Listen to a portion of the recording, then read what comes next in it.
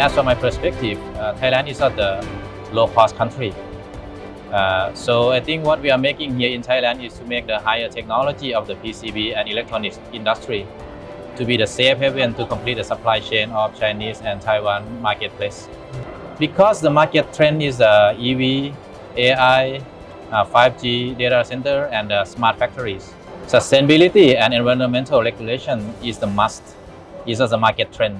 So I think all the one who enter into the higher technology of PCB and electronics have to adopt it as a mission. We need to use a lot of the low toxic chemicals and machines and toolings. We care about long-term relationship and the human issue that are very important. So workers and the business partner have to survive in the situation. So we find the win-win situation when we talk the business deal together with our friends or our workers. Thank you, Intelligent Asia Thailand, that set up the wonderful exhibition.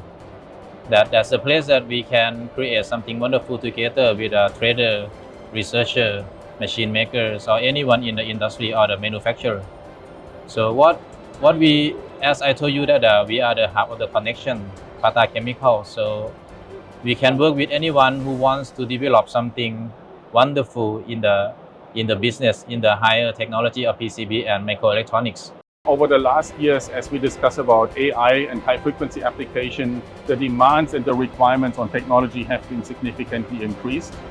Just as one example, we need to have a more smooth copper surface for conductive lines to ensure that we have no skin effect type of problems for high-frequency application. So with this demand growing so rapidly, and what are the most priority things for the PCB manufacturing in your perspective?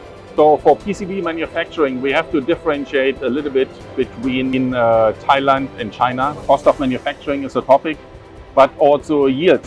So you need to have a strong focus in Thailand for high yield with good people, good operator and skilled people. And this is where I actually see a big need for the local market here in Thailand.